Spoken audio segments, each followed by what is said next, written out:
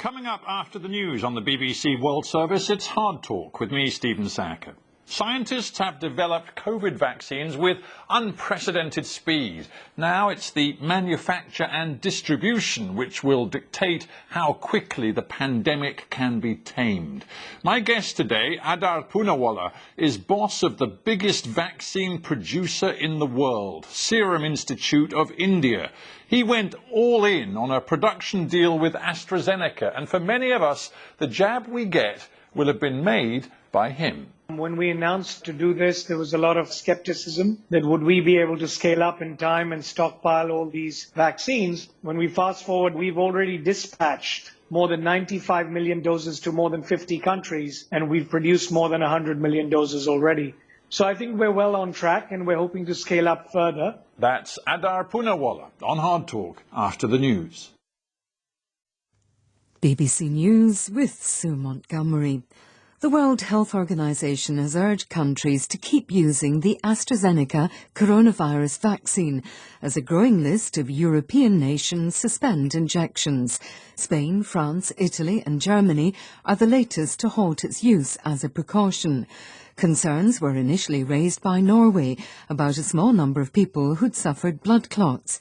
Sara Vatla is a senior doctor at the Norwegian Institute of Public Health. We absolutely understand that people will be concerned regarding this decision. We feel that we had to make this pause in order to understand what was going on with the cases that were reported in such a short period of time. But these are very rare cases that we haven't seen before after vaccination. So we need to get an overview. AstraZeneca insists data from millions of recipients shows the vaccine is safe. In a statement, the UN Secretary-General Antonio Guterres has said he's appalled by the violence perpetrated by the Burmese military following the deadliest day of protests in Myanmar since February's coup. At least 50 people were killed on Sunday when the security forces opened fire on protesters. Neda Tawfiq reports. The statement emphasized that the military's crackdown, including the killing of protesters, arbitrary arrests, and the reported torture of prisoners, violated fundamental human rights and stood in defiance of calls for restraint and dialogue. The Secretary-General urged the international community to work to bring an end to the military's repression. Up until now, the UN Security Council has passed 2 statements, but human rights organizations say real action is needed in the form of a council resolution with targeted sanctions and an arms embargo.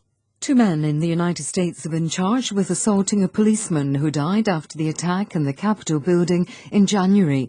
The cause of Brian Sicknick's death isn't yet known. From Washington, Gary O'Donoghue. These charges are the first that relate to Brian Sicknick, the Capitol police officer who died in hospital the day after the January 6th assault. Prosecutors say he was one of 3 officers who were seen retreating from the line and holding their faces after being sprayed by one of the men named. More than 300 people have been charged with offences relating to the storming of the Capitol, including several dozen members of far-right white supremacist groups. The Vatican has ruled that Roman Catholic priests cannot bless same-sex couples and that any such blessings are invalid in the eyes of the Church. The statement was approved by Pope Francis, who supports civil rights for homosexual partners but opposes gay marriage. Conservative Catholics had asked for a ruling after bishops in Germany and the United States expressed approval for the pastoral blessings. BBC News. Iraqi officials say at least 5 rockets have struck a military airbase north of Baghdad. The facility has been used by American defense contractors. Washington has blamed similar incidents on militia groups linked to Iran. Police in Bolivia have been put on an emergency footing, with officers ordered to guarantee the security of state institutions. Opposition leaders have called for protests after the former interim president, Janine Áñez, was sent to jail for 4 months, while prosecutors prepared charges against her.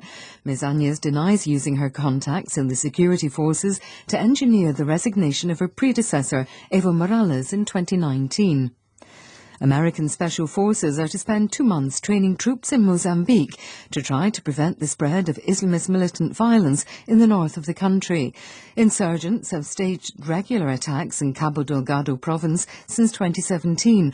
At least 2,000 people have died. 500,000 have been displaced. Here's our Africa editor, Will Ross. For a long time, the government in Mozambique seemed keen to hide the jihadist conflict in the north, banning journalists and rarely mentioning it. But recently there have been more and more gruesome reports of beheadings and abductions. Help is clearly needed, and fast. In the past, mercenaries have been hired from South Africa and Russia. This has led to accusations of human rights abuses in the north. The US Embassy says its training programme will prioritise civilian protection, human rights and community involvement in order to combat what it called Islamic State in Mozambique. Lionel Messi has played his 767th game for Barcelona Football Club, equalling the record set by the former captain Xavier Hernandez. Since signing for the Spanish side at the age of 13, he's lifted 34 trophies, scored 48 hat-tricks and won the prestigious Ballon d'Or for the best player in Europe an unprecedented 6 times.